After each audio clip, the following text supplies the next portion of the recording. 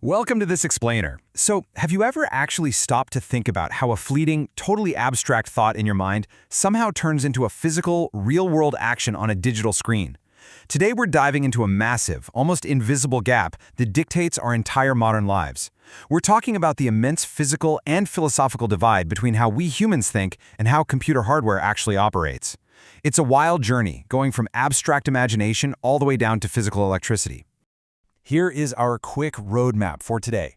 We're looking at the two worlds of text, wet code versus dry code, why code is actually literature, the Semiotic Bridge, and finally, the sovereign human author. All right, let's jump right in with Section 1, the two worlds of text, and Section 2, wet code. To really wrap our heads around the challenge of modern computing, we have to unpack two completely alien ways of communicating. On one side of the chasm, you have human cognition. Researchers playfully call our brains OS alpha. And OS alpha is warm, it's highly associative, and honestly, it's beautifully messy. Think about what happens when you walk into a room and instantly sense tension. Or actually, think about when you immediately get a really complex, layered joke. That is your intuitive operating system at work. It's fueled entirely by your lived experience, your emotions, and your biological friction. When we talk to each other, we are driven by overarching meaning and rich context, not literal syntax. Because OS alpha works this way, our primary operating language is what we can playfully call wet code. Wet code is fundamentally built on trust discernment. It's an associative text format. Just think of human language, poetry, or even our legal systems. They rely heavily on our innate ability to discern context and, well, trust the author's underlying intent. If a friend sighs and says, "I'm fine," you automatically discern they are absolutely not fine. Wet code is inherently ambiguous, it's highly relational, and most importantly, it bends to accommodate human grace. It's beautifully murky. But look at the stark contrast here. This continuous, fuzzy, trust-based wet code of our minds, it is completely alien to the cold, unyielding physical reality of a computer processor. A computer doesn't get nuance. It has zero capacity for forgiveness or figuring out your true intentions. It only understands discrete, mechanical, voltage-driven states. And this creates a massive, almost insurmountable modality gap between human thought and digital action. Which brings us right over to Section 3, dry code and deterministic machine logic. Let's step away from human warmth for a second and look at the strictly mechanical reality of the machine. Deep inside your laptop, your phone, and every server on Earth is the Arithmetic Logic Unit, or ALU. This is the physical silicon hardware. It is incredibly cold and completely rigid. The ALU operates entirely on trustless, deterministic text. It does not trust you, it doesn't try to guess your mood, and it demands absolute, flawless perfection. The crucial takeaway here is that the ALU has literally zero understanding of semantic meaning. It is utterly blind to your beautiful ideas. It only registers physical electrical voltages, high and low, ones and zeros. So when we compare human language to machine language, we see that dry code is completely unapologetic. It operates on a strict mathematical foundation, where close enough just isn't a thing.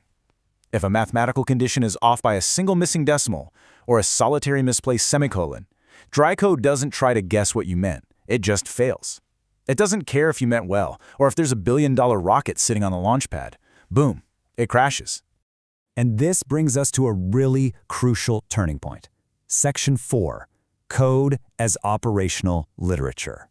How in the world do we marry these two totally alien worlds together? It requires a total paradigm shift.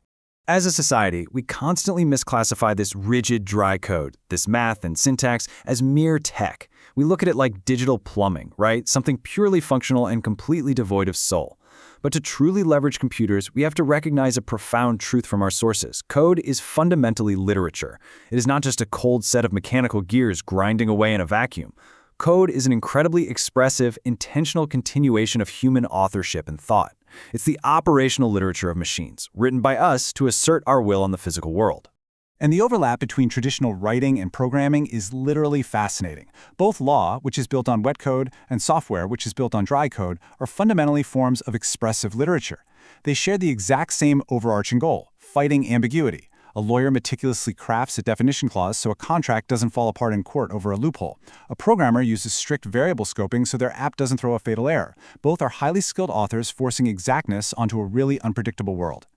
But true creation, whether you're drafting an impenetrable legal contract or writing an elegant software architecture, demands what legal scholars historically called the sweat of the brow. It requires biological friction, active practice, sacrifice, and deliberate manual effort from a human author. Without that human friction, data has absolutely no anchor to reality. True authorship requires a lived emotional reality, having actually experienced pain, joy, resilience, something a machine natively lacks entirely. Which leads perfectly into Section 5, crossing the semiotic bridge. If true authorship requires rich human emotion, but execution requires cold machine logic, how do we actually connect them? To connect that warm mind to the cold silicon, we have to cross what's called the Semiotic Bridge. Let that term sink in for a second. This bridge takes the form of strictly formatted text, things like JSON, Python, or precise system architectures. This text acts as the universal deterministic interface. It's the bottleneck. It is literally the one and only way we can safely map our boundless, associative, trusting human imagination directly onto an unforgiving physical substrate without causing a massive misinterpretation. The pipeline is brilliantly simple, yet so profound. First, your human intent sparks inside the beautifully messy void of your OS alpha. Next, you rigorously formalize that fuzzy intent into what the sources poetically call the divine script, the structured text of the bridge. Only after it's crystallized into text can the physical AOU take over and strictly execute the logic. Our fluid human imagination must literally be squeezed character by character through a rigid textual bridge just to command the machine. When you step back and look at this whole process, it leads to this wild realization. As the saying goes, we are quite literally tricking rocks into thinking using lightning and text. Just take a second to appreciate that. There is no magical ghost in the machine. An AI doesn't genuinely understand you. A server does not care about your business goals. We are simply using heavily structured text and carefully directed electrical currents to force physical silicon rocks to enforce our human will. But operating this bridge safely requires what researchers call protortion. That's the proactive, vigilant human mind asserting rigorous, total control by using explicit text. We have to be fiercely protective of our role on the bridge and actively reject algorithmic distortion. That distortion is the lossy, probabilistic guesswork, the fog, the miasma of AI hallucinations. If we stop writing explicit rules and just cross our fingers hoping the machine figures it out, we are letting go of the steering wheel. You have to steer the machine to ensure it executes your exact truth. And this brings us to our final stop, Section 6, the sovereign human author. Because of this massive physical divide and our absolute reliance on the textual bridge, the very definition of a digital creator is transforming. We're moving way past that 18th century myth of the solitary romantic genius toiling away in isolation. Today, you are becoming the algorithmic orchestrator. In this new dynamic, AI is just a digital scripter, a tool executing the tedious, repetitive, computational sweat. But you, the human pilot, absolutely must maintain strict rhetorical control. And crucially, because you have the agency, you act as the moral crumple zone. Just like the front of a car is explicitly designed to absorb an impact to protect the passengers, you exist to absorb the legal and ethical liability. The machine doesn't have a bank account. It can't go to jail. If the algorithm causes a crash, you take the hit. So I want to leave you with this final, deliberately provocative thought. The semiotic bridge requires the intense sweat of your human brow to maintain deterministic safety in our world. If we abandon our role as the sovereign authors of this bridge, if we stop writing the explicit text, give up on coding, and just blindly surrender to the probabilistic guessing of an AI, who actually controls the physics of our reality? Think deeply about that the next time you hit generate. Thank you so much for joining me on this explainer. Keep wondering, and I'll catch you next time.